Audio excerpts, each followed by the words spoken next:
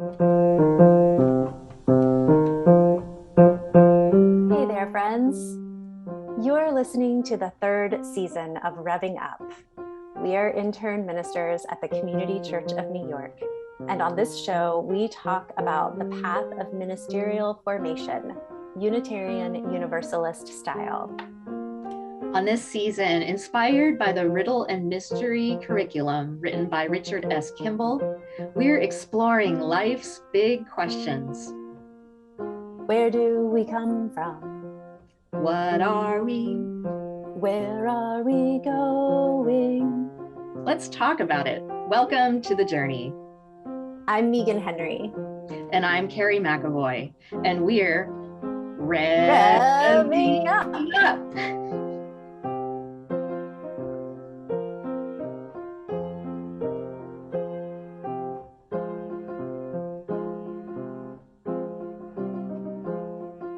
So good to be back with you all, your listeners and viewers. We are continuing our journey on the Riddle and Mystery, and this is a conversation, a community, so feel free to reach out to us at podcast@ccny.org and join us on our Facebook group, Rev'ing Up, 1V apostrophe. And wherever you get this podcast, you'll see a link to our Facebook group. So Meagan, it's so good to be back with you. How are you today?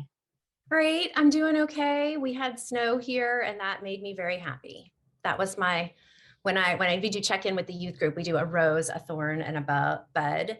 And for me and many of the youth, our rose was that it snowed. And that's kind of what I'm sticking with right now. There's still some outside, so I'm trying to milk it for every little snowflake I can get.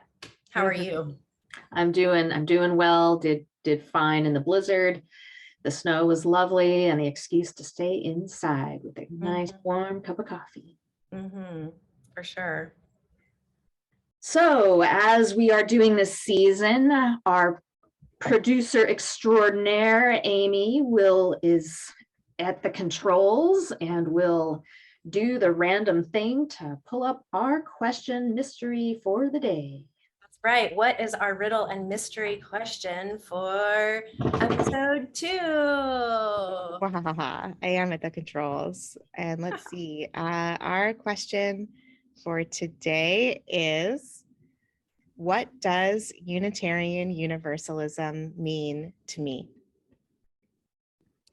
Oh, great. That is a great question. Yeah, and we said we were going to answer these like as if a congregant asked us this question and they were grappling with it themselves. And then how do we answer it ourselves?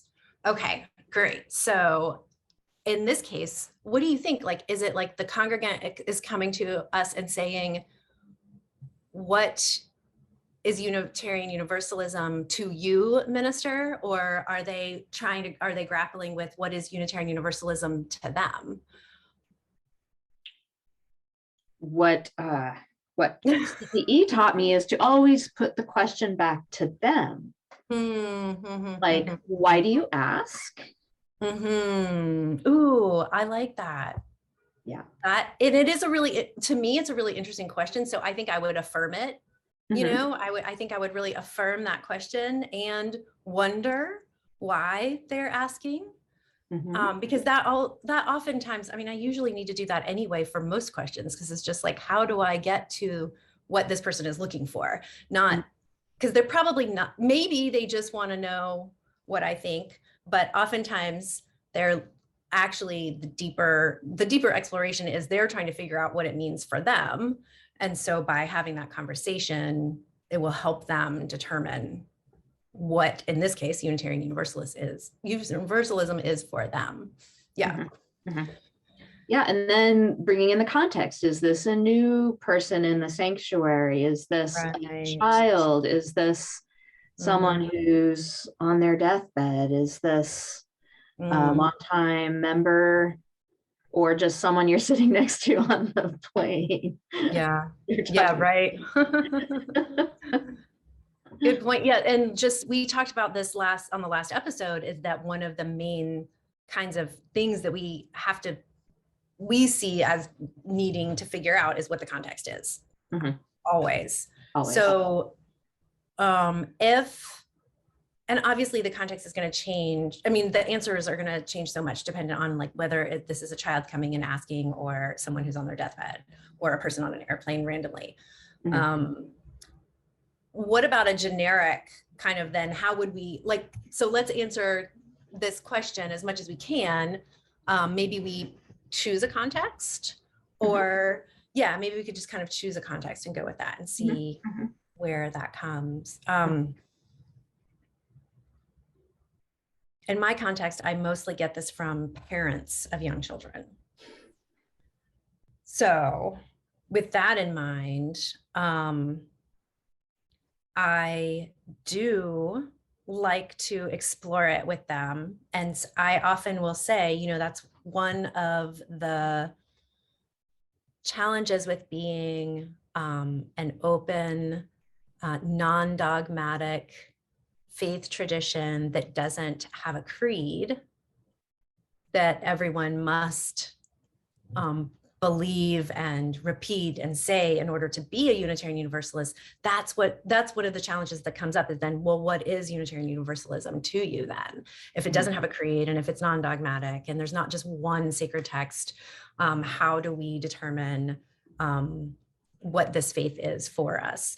And I often will say to parents, this is one of the things that I love so much about Unitarian Universalism, because it encourages a lifelong learning and exploration of what we're doing, who are we, where are we going, what are we? You know, we're on a journey in this life. And so for me, you know, I think Unitarian Universalism is a religious tradition in which one is encouraged to explore and to learn and to be the best person with accountability in this life and in this world that we can be, regardless of what any one individual believes. So that to me is a big part of, you know, what it means to be a Unitarian Universalist. And for parents of young children who are asking this question, then I end up there's a little pastoral counseling, I think, that goes into this, because oftentimes parents are just kind of over it and stressed, and they don't know what to do with their child who's asking them all of these questions, and they don't know how to answer them. So it's oftentimes about reassuring parents that they're doing the right thing, that by bringing their child to a Unitarian Universalist faith community, they are giving them an opportunity to be on a lifelong faith journey, and that it's not easy. And if it were easy, I don't know, would it be as worth it? So I try to encourage them and let them know that it is not easy, and are not all just like really easy answers.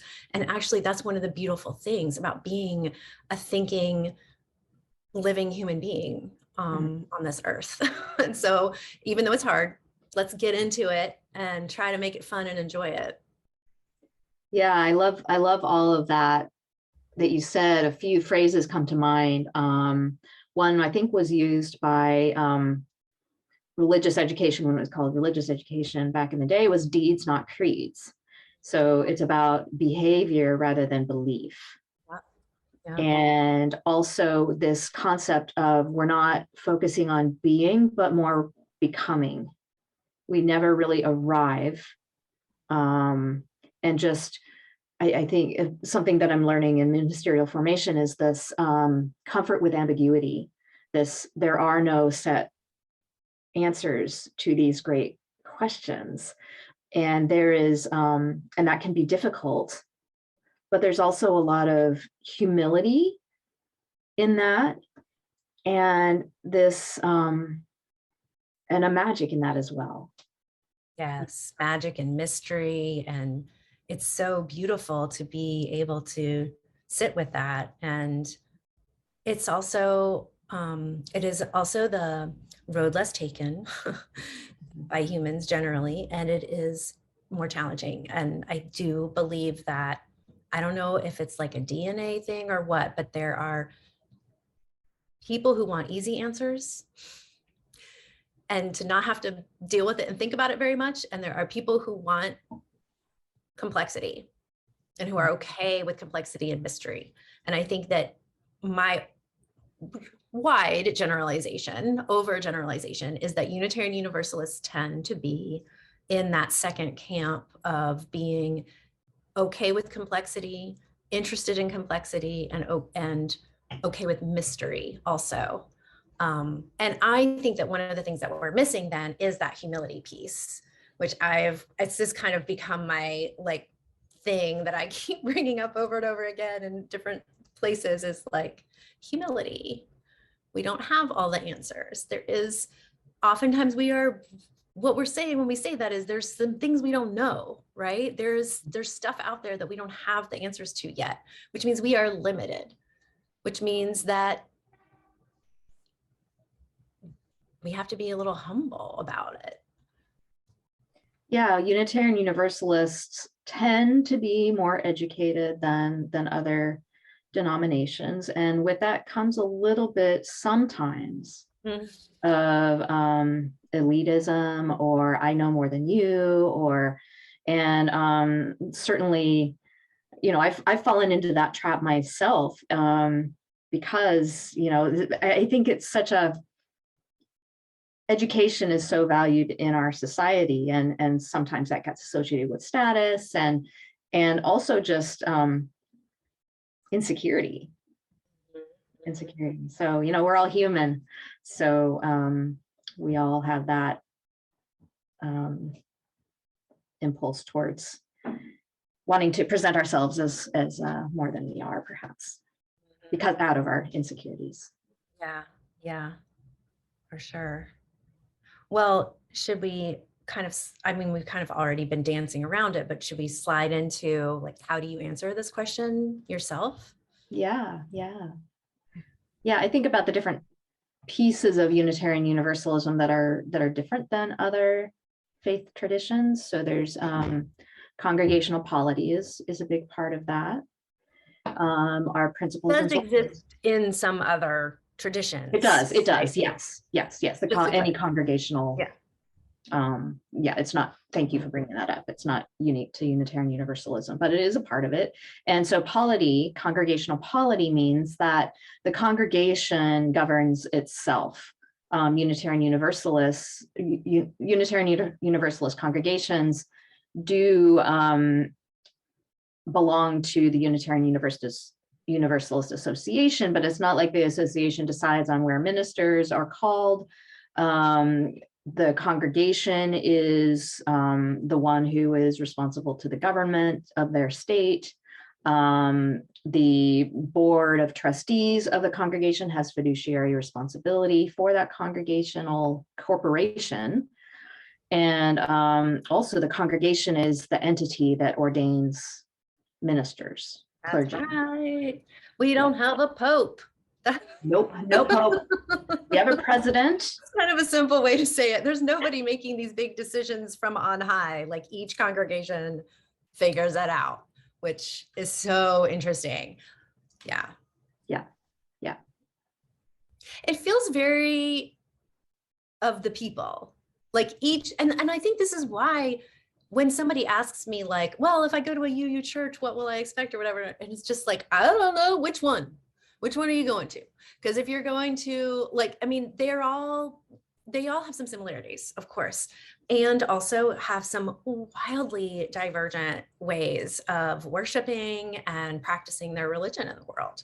So it can be that, and I actually just really love that. I love that congregations can be so different. And I think that is a really, really great point, Carrie.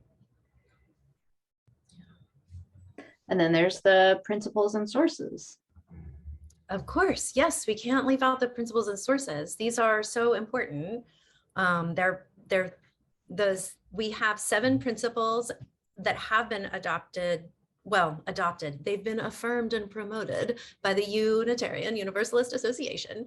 And there is an 8th principle that has been introduced that many congregations are voting to affirm and promote as well.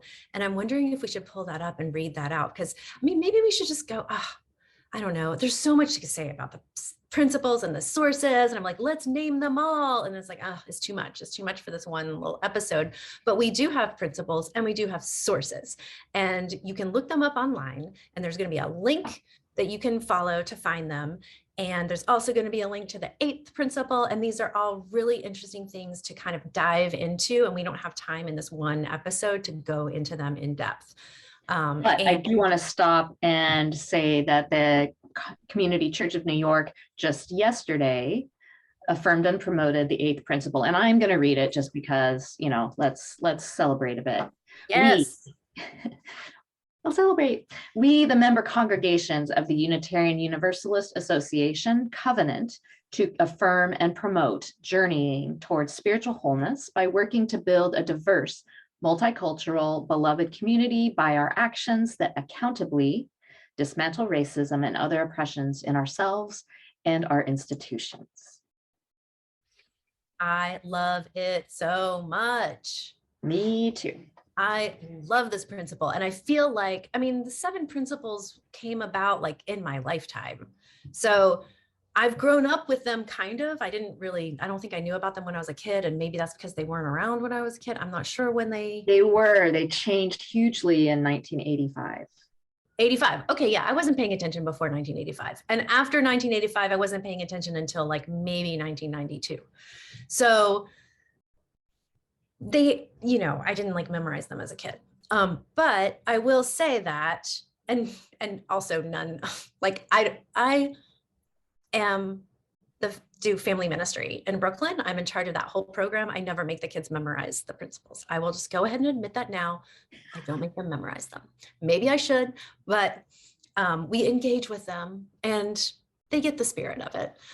So let's see. Well, I think it's good that we don't memorize them. I just want to get into that a little bit because, you know, when we make kids memorize things, there's like some good and some bad to it. But this 8th principle, I love it so much. It's what we have been missing, is what I was trying to say in that really long-winded way. I feel like the 7 principles just are really, there is something lacking, there is something missing, and this is a big piece to that puzzle. And I love it.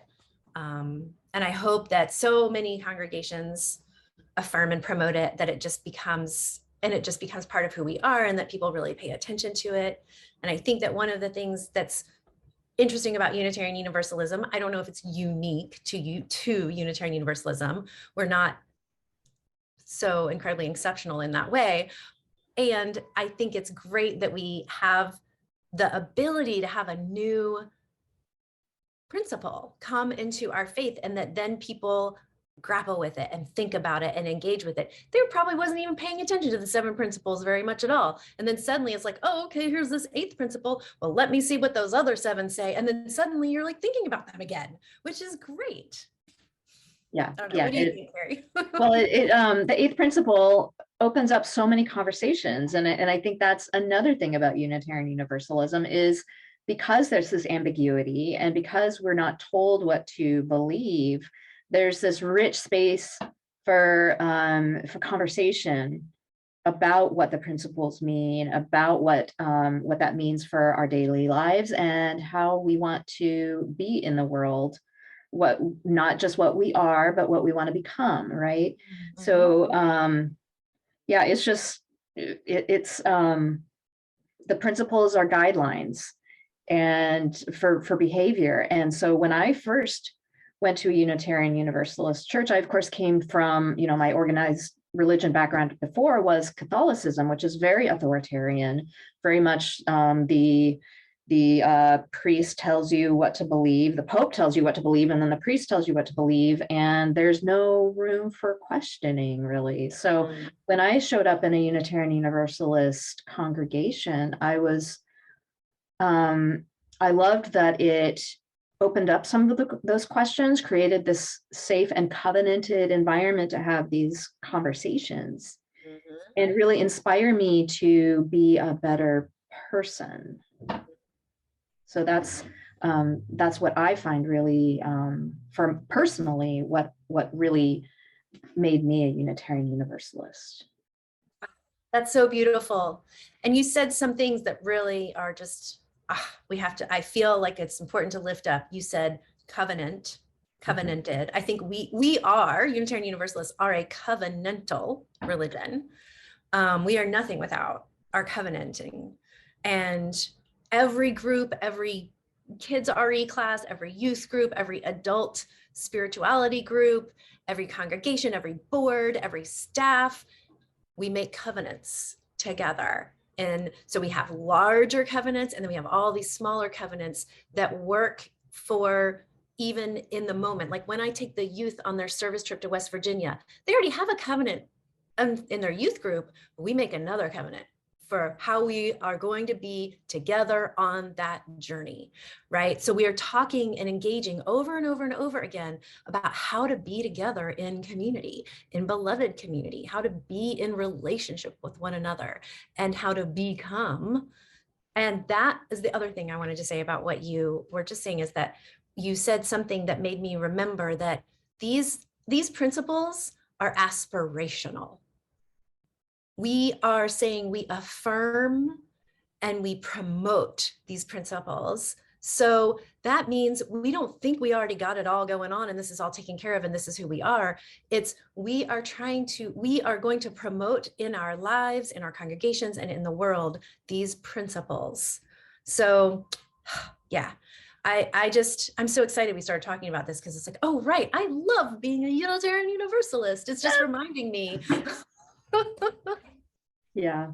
Yeah, and one more thing that I want to mention about Unitarian Universalism is the life-saving nature of Unitarian Universalism.